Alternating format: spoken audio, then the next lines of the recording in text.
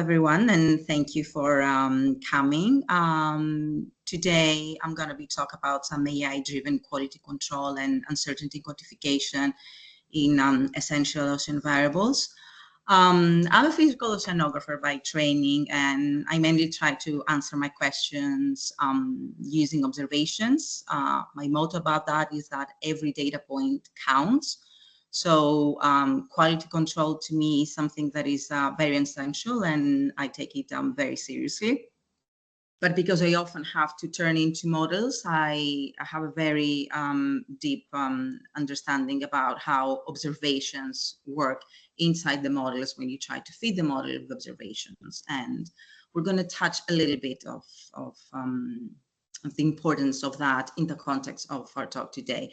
So basically, I have separated this workshop into two parts. In part one, I'm going to try and address how AI can be applied to the quality control of essential ocean variables and essential climate variables. But in this context, I'm just going to focus on essential ocean variables, and I'm going to say a little bit about why. And the second part is how we can use AI-driven quality control to address EOV uncertainties. Now, I'm going to try and frame these two questions and answer them within part one. The first question is why quality control matters for all ocean observations, and why and what is the added challenge within the EOV framework. And the second question is, what are the potential advantages of applying AI-driven versus traditional quality control methods? Now, a little bit of context. EOVs are defined as the minimum set of ocean variables that are needed to assess ocean state and variability for important global ocean phenomena. And this is the definition by the Global Ocean Observing System, or GOOS. It's a framework variable. It's more than a variable. It is temperature, but we need to see it in a greater context. We're using this temperature in order to answer things that are very important for the climate, for different stakeholders. So it's a variable that has the added value of being referred to sustainable ocean measurements. It has to follow the ocean best practice guidelines when it is measured. It's always evaluated based on an overall scientific consensus, which means that it's also evaluated depending on the area that we're using it, the use cases, which is something that we're also doing within the OPSI for CLIM framework as well. The essential climate variables are physical, chemical, biological variables that are related to climate models, basically, variables that are essential for climate and climate modeling. Most of the EOVs are also climate variables. So this is why, for the sake of this workshop, I will not be mentioning to ECV specifically, but whatever I will be talking about should reply to ECVs as well in terms of the methodology. Could you go to the next slide, please? Now, what quality control is within the EOV ECV framework? In general, quality control is a process that we follow to evaluate and label the data as good or bad, and to ensure the quality of the data when we're labeling the data as good or bad, that they're actually what we say they are. Usually we do the evaluation through a series of tests, like are there any spikes on the data? Are there any problems with the sensors? Are they drifting? Is the value within range? Sometimes when we're referring to secondary or expert quality control, this could be a little bit more elaborate. It could refer to climatological ranges. Is it within a climatological range within the area? If it is a variable like oxygen, for example, we also have to take into account the different ways that oxygen is working in the upper part of the ocean. And also when it comes to labeling, it's important to say that there are different labeling and flagging systems. The Copernicus has one. IOC has a really good manual on that. And the last element that we need to consider, and it's going to come up in this workshop, is whether this quality control happens in near real time or in delay time. Is this quality control platform specific? Does it depend on what observing platform is collecting the measured variables, and how all of these work within the EOV framework? Next slide, please. Now, for a real life example here, the figure shows various contributing platforms to our Poseidon operational monitoring and forecasting system. You have from the left to right, the top part where the pictures are, some ferry box systems, tide gauges, moored buoys, Argo floats, gliders, HF radars, regular research cruises that measure CDDs. All of this data can be collected in near real time, then come back to us, do a real time quality control, and then push all of this data into different either repositories or into monitoring programs in near real time. So this is a very fast quality control that we do, and this is why it's called near real time. There's a very small latency between the time that we collect the data and the time that we deliver the data, and this is why it's near real time. And the goal always is to have this latency be as small as possible, especially for monitoring purposes. If you're interested in early warning systems for tsunamis, for example, and you have a tide gauge network, you're interested in getting data as soon as possible. Now, what we call delayed mode is what we do biannually, ideally, when we'll go over all of the variables and all of the values that we measure and collect, and we go through them again. And this is a point where we also have people visually inspecting the data, which is a time-consuming process and further delays the delivery of the data. And this is what we call delayed mode quality control. Next slide, please. Yeah, so if you're curious about where those measurements are taken in a monitoring network like our Poseidon network, on the left you can see locations of various observing platforms that contribute to the monitoring of the Greek seas. Green and yellow lines are ferry boxes. The yellow line, unfortunately, is not operated anymore because it's hard to convince passenger ships to take ferry boxes on with them.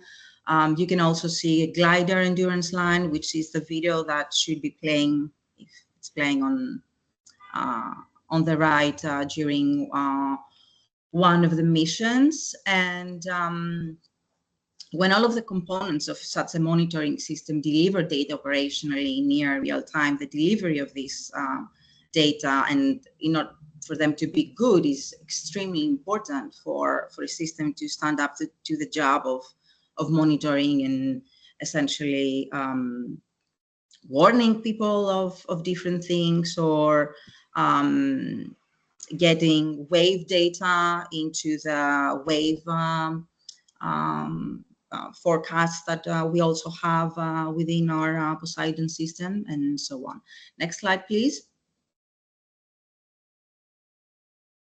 So as I said, there's a continuous need to deliver the best quality of data and as soon as possible in order to address all of those different needs. But let's just say that we get a question from a national organization that says, okay, you have all of these great instruments, you have this monitoring system, we've been paying for that. Not really, but let's just say that they're doing a good job of providing us with whatever this system needs. And could you please tell me what the SST of the Aegean Sea, of the greater area that we're seeing with the different dots of the buoys and the floats and everything, what was the SST in this region over the last decade? They need one answer. They need a number. And how do we get them those numbers with all of those multi-platforms measuring at times essentially the same thing? Well, this is an EOV SST question. And I think this is how you need to perceive EOVs. Like, this is exactly the framework of EOVs that we're working with. Could you go to the next slide, please? Okay. So we need a good quality answer fast, and there's a constant need for all of those things to be better. There is a constant need for all of those things to be delivered very fast for forecasting purposes. And those with ocean modeling and simulation backgrounds might relate more. Think of your forecasting needs, especially if you're assimilating data. The problem is that ocean data QC gets very labor intensive, especially when you go to the cases like cargo floats, where is the best practice to visually inspect every profile. So how does this get into the near real-time operational chain fast? We turn to AI to help automate QC procedures and reduce, and I don't know, maybe in the future at some point eliminate the human workload, because I always like to joke when it comes to quality control, especially when I'm overwhelmed by it, that I'm waiting to be replaced by AI. Of course, we're a very, very long way from something like that, and it sounds as scary to me as it does to you. But essentially, we're going to try and use it in helping us automate this behavior. And because in a system like that, you can feed a lot more information than a human brain not can take, but can retain and use in order to flag a profile, for example, as good or bad. It might do a better job than the people that we convince to do the delay time expert quality control by visual inspection. Also, a very, very important point is that if we get, or we think we can get more realistic value ranges through getting better flat data, then this could support uncertainty quantification by making data less uncertain, by contributing to better flat data sets, and so on. So we're striving for better, faster, and stronger data. Next slide, please. Now, is this a new field? It is a new field, especially when I think of it in the words of Bruce Howe, that he said that anything in oceanography, for example, needs at least 10 years, although he said it in the context of new oceanographic platforms and technologies. And probably we won't need to wait another 5 years to get answers and to start using those methodologies in a more widely. But it is true that the studies that are shown also in these slides refer to the last 5 or 6 years, probably. And they all focus on ocean temperature profiles because it's the #1 variable that most people are interested in. So that's one of the issues, that we have limited use or use cases of those AI-driven QC methods in other variables. And another thing is that they are mainly so far using those methods to flag data, assign good or bad values, false positives, false negatives. There's a wide range of looking into it, a wide range of replies, but usually it's just flagging them good or bad. Next slide, please.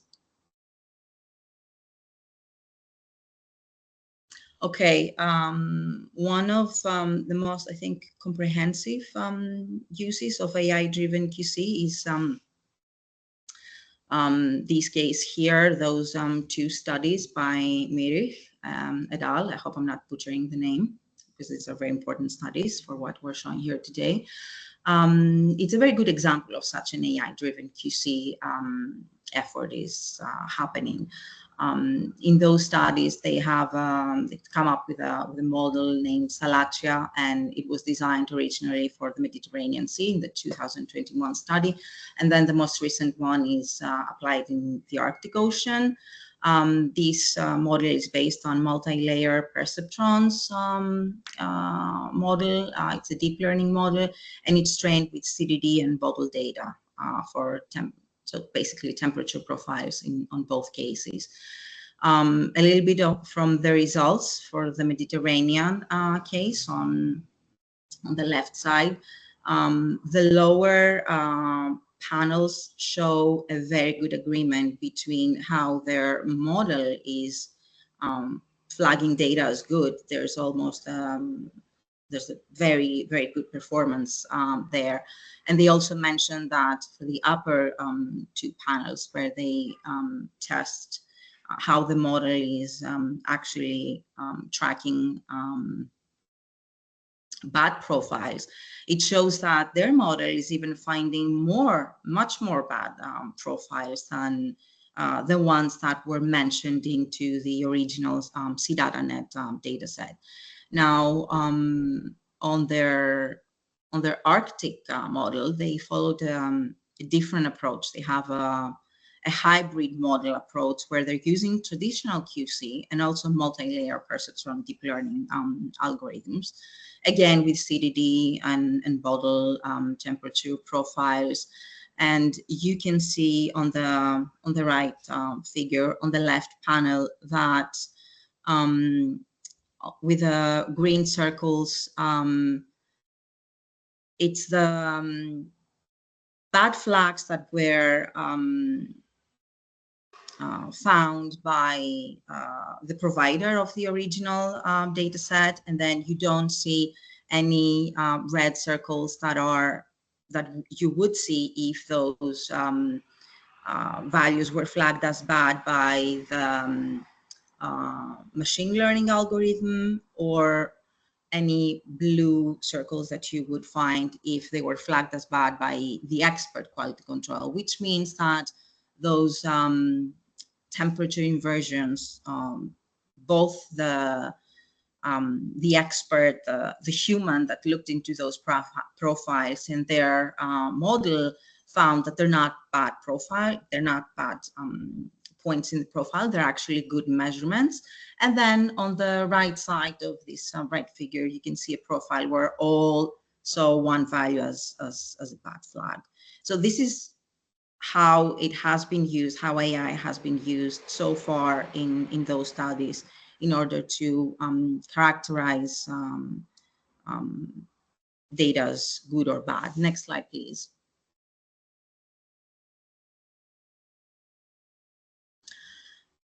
Now, what about time series? If we need to address the question that I mentioned before about the SST, just get one decadal value in a broader region, we need the element of time. We need the element of how temperature is evolving in time. QC for time series means that we will be flagging as bad values things that are out of range, that is probably defined by some climatology. Usually this is what we mean when we are saying that we're doing quality control in time series, or a secondary quality control in time series. This is a secondary delayed time QC. But so far, most studies that use AI in SST time series analysis, they use it for prediction purposes. We will see in the next part how we'll try and use this concept in reconstructing SST with the use of AI. And here we show some of the most used in literature models for SST time series, with our results showing that models named LSTM, long short-term memory models, or convolution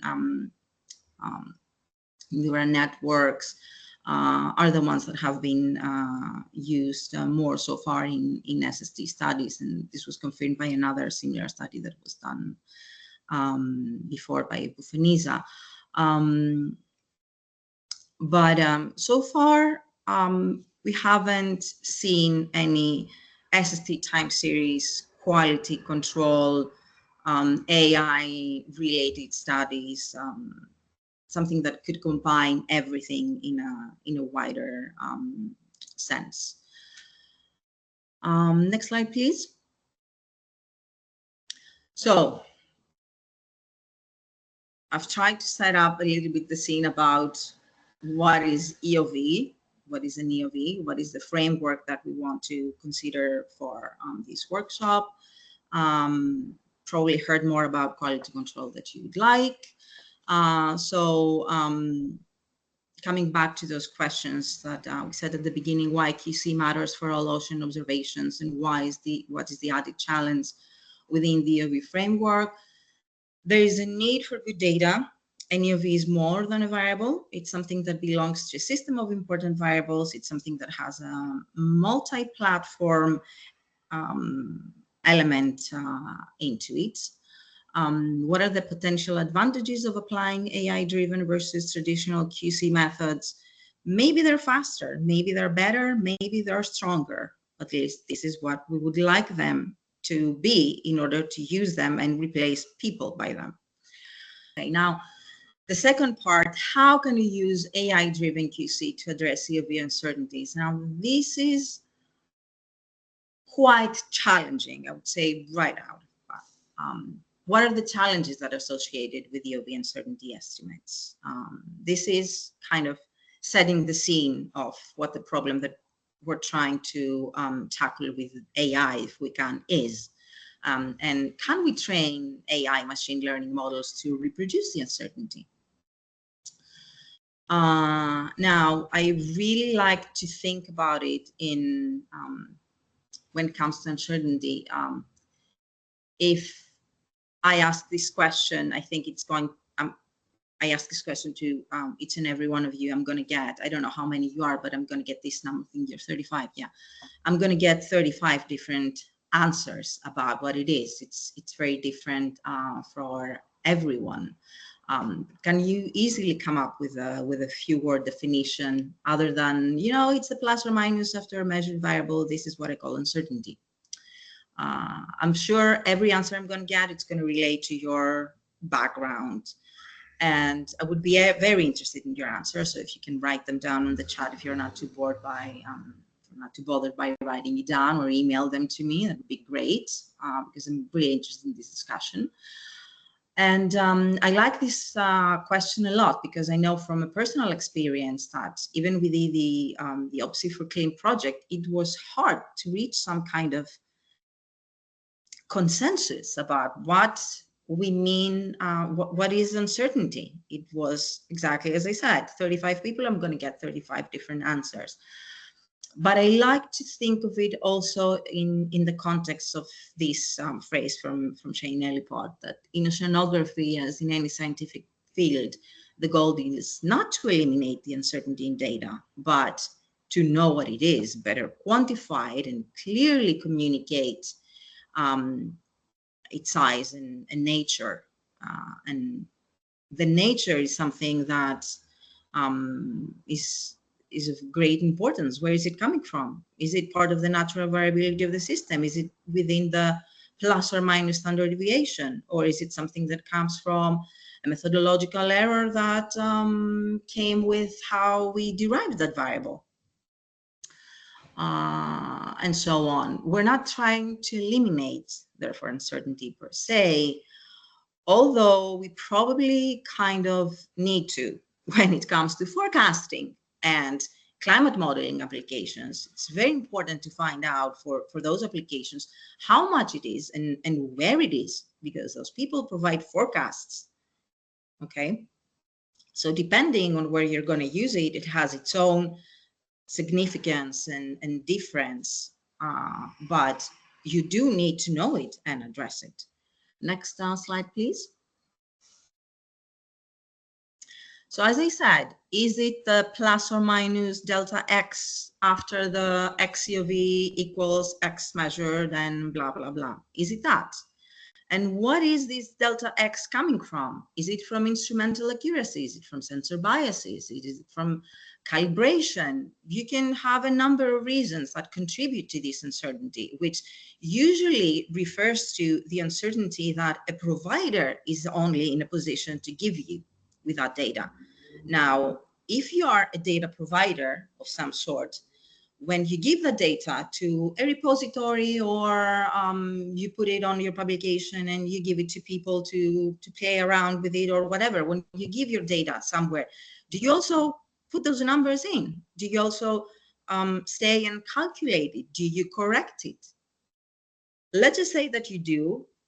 If you start following what I've learned, at least when I was a first year physics student, you need to account for all of those little issues, for all of those little sensor biases, calibration errors, or whatever. You need to know them and add them in the end in order to have this delta x.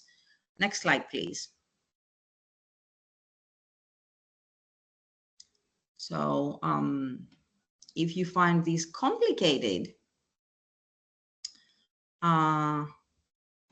let's just go back to that question about what the SST over the last decade was in the GNC. Now, one slide back, please. Thank you. No? Yeah, there, thanks. So it's the multi-platform approach slide, right? Okay, just say it is. Yes, EOV, CV, uncertainty, challenge, multi-platform. Great. Thank you, Justina. Yeah, sorry about that. Okay, so let's just make it a little bit more complicated and go back to that question. So do you answer that question in terms if you have all of those measurements available? Do you answer that question in terms of which platform do I trust the most? You know, oh, I have all of those Argo floats in the area because I had this huge experiment and maybe I can get a really nice temperature out of Argo. So maybe I should just use the satellite, or maybe I should just use something else. But what if you try and calculate something that comes from all platforms? It's not a hierarchy. If you see that all platforms, maybe they are closer in what is that they are measuring as SST, and they all have their respected delta x's, their own uncertainties, then if you want a multi-platform answer to your question, then you're going to have to, by using basic math about how error propagation works, you're going to have to add all of those uncertainties. And next slide, please. And this is only if you have a nice question about an EOV that is as simple as SST, one measurement.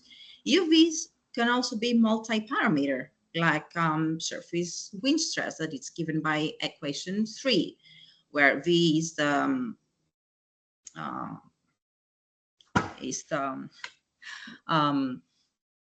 it's your surface wind speed, and then you have by CT your drag coefficient, and then you have your density and everything. If you want to try and calculate uncertainty into an EOV like that, then you have to account for the equation and the individual EOVs that go into it. Okay, and in that you have the added bonus that there is also the drag coefficient, which is an empirical variable, and it's a vector. It's a vector EOV, so things become extra complicated. Next slide, please.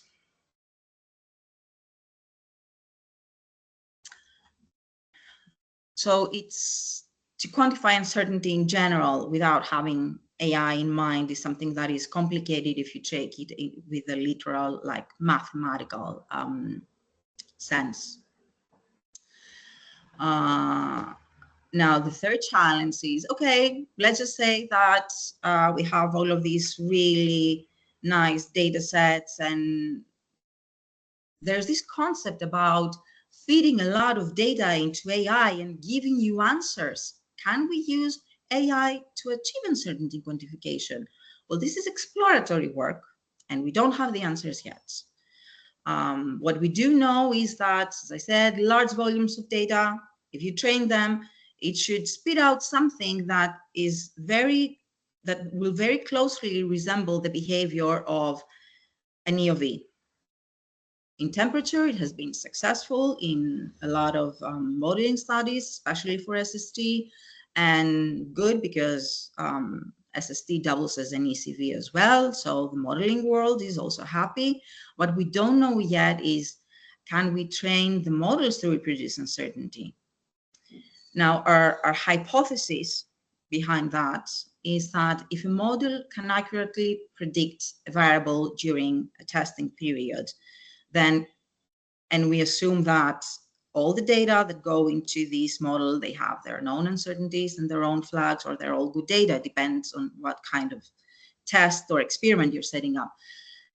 Will the difference of predicted or reconstructed and observed variables, this difference give you an estimate of uncertainty, or is it something that will contribute to uncertainty? And can we use this to flag questionable data? Next slide, please.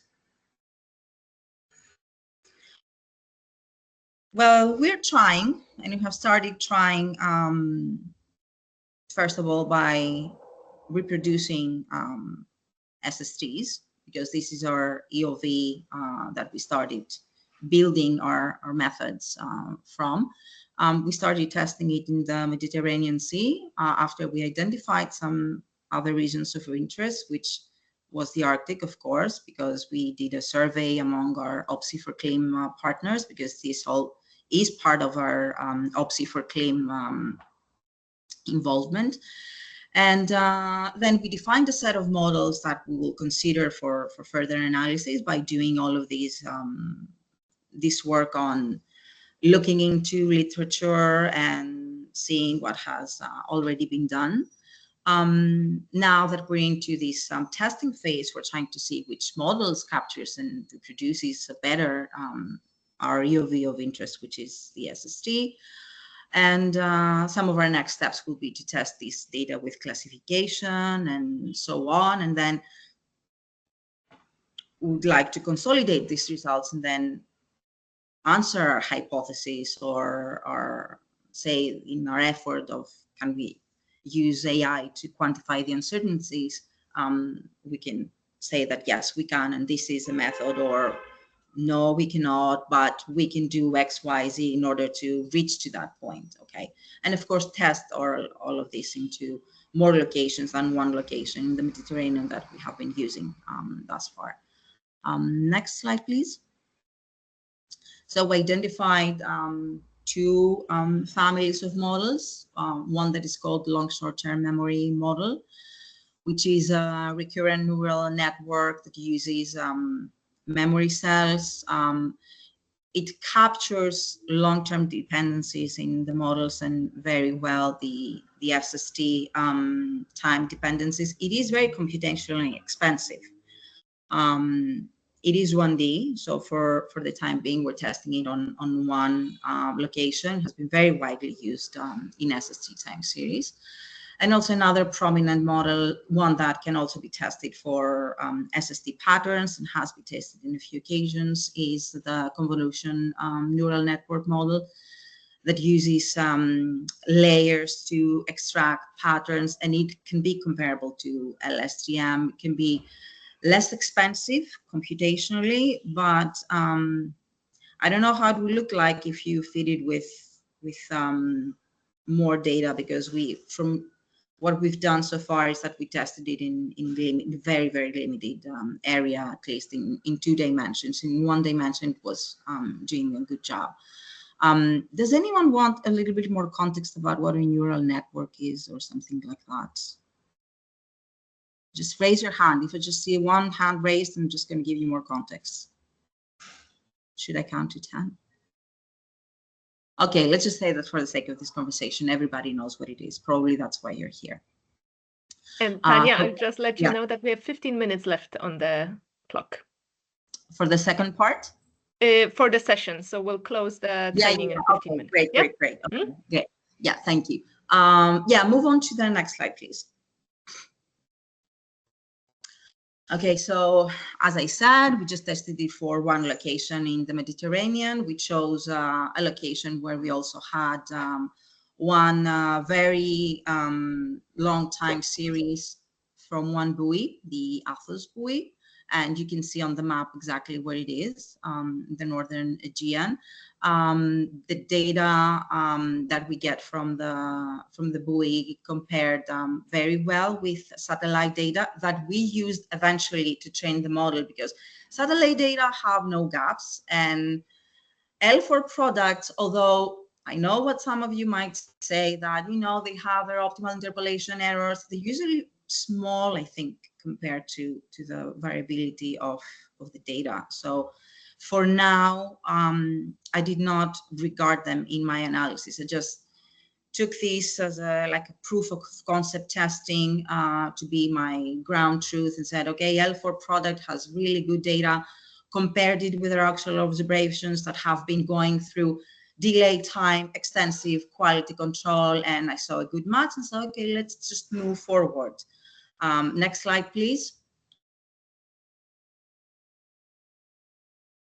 Okay, another reason why I chose this area was that there has been a lot of measurements in the Greek seas of other observing platforms. So if you want to test it using merged products of different observations, then we can. I have 2 map figures that show in one the distribution of different CDD profiles around some buoy sites.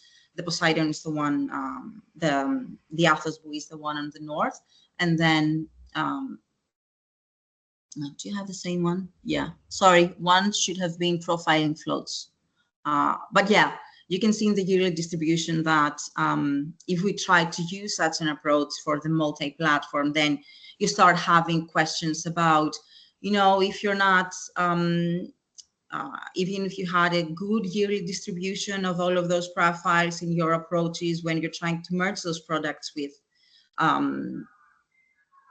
buoy time series, then are they representative enough in terms of how many measurements of that you have in the year? So are they going to bias this merged data set that you're trying to build in order to test your multi-platform approach? Next slide, please.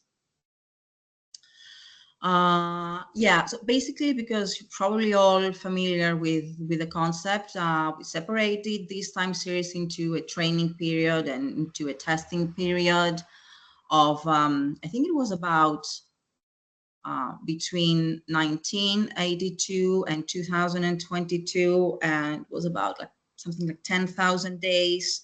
And for the actual 70% of training period, and then another something like 3,000 days for the validation and 3,000 days for the testing period. I was saying it was before that the LSTM model was very computationally expensive, because it took us a few days every time we ran a new experiment to get 3-4 days to get the optimal hyperparameters, or like,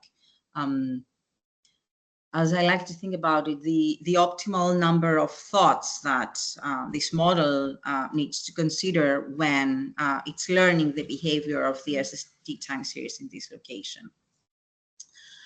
And we used a 12 days window to target the 13th day as a prediction or SST reconstruction in order to be able to resolve the synoptic cycle.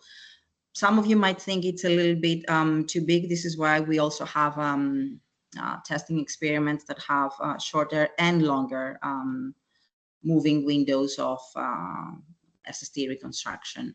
Next slide, please.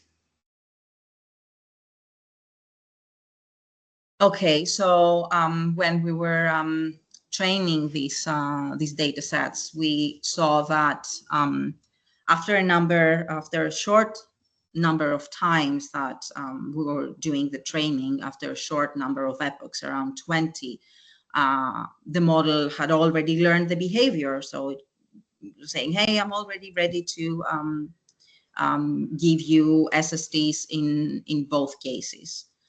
Next slide, please. Okay, and we saw the metrics and we said, oh, it looks like it's doing a good job. Look, it has R squared, that's very big, almost 1, small root mean square errors, less than 0.5 degrees of temperature, which, on the other hand, thinking as an observational oceanographer, if you compare it to sensor errors that are acceptable in or are defined within observational, the IQOD observational framework, these are large probably, but in terms of predicting and reconstructing time series, that's not bad at all, or at least it didn't seem at the time. And we compared it with, we compared the reconstructed time series for the last parts, for the testing part of the time series, the last 3,000 days. We compared it with observational data that you can see at the lower panel, and it was capturing almost everything correctly. Could you click one more time, Justina? And then we saw closer, and we probably saw that we were overfitting the data. These are all of the challenges that you have to deal with when you're using all of those models. You need to take them, you need to take a very, very cautious approach. Next slide, please. So we realized that in order to move forward, we always need to go back and tweak things. So more testing and more testing and more testing and more adjusting and using different two-dimensional architectures to capture spatiotemporal features, test them with in situ data, the merged data approach, as I was saying, and then assess the differences between predicted and original values that you get either from observations or from your original data set to quantify uncertainties. But will that be representative? This is the work that we're doing, and this is exactly where we are so far. And then the next part is try and see. That's not so much the case with the satellite data, but when we're using this approach with data that we get from observations, so far what we're doing is we're trying to also train them for good and bad data. So train them as LSTMs, but we train the flags as well, and see where we go from there. Next slide, please. So in summary of the second part, what are the challenges associated with EOV uncertainty estimates? This multi-platform approach can be quite challenging when it comes to EOVs especially. And if you want to apply to multi-parameter EOVs, then this is a whole other different story, and it's not very straightforward to implement. Now, can we train the models to reproduce the uncertainty? As I said, this is exploratory work, but essentially what we want to believe is that if we train the models and we train them also to assign good and bad flags based on everything that they learn, if they learn the behavior correctly and accurately, then this will not only automate the QC by getting faster, better flags, because we don't need to have a person going through the profiles and saying good, bad, whatnot, or going through the time series and saying, oh, this doesn't look right. Let me correct it. Let me flag it again. But it can also become an additional tool for uncertainty estimates, because that way you're going to get better data, and then you might, if you get better data, then you will get closer to the ground truth. So whatever you're reproducing with the uncertainties, or you're predicting, no, whatever with the time series, whatever you're predicting when you're doing your time series analysis and you're using those AI models, could be a more representative estimate between the observed values and what you get from the AI. And I think that's it for me.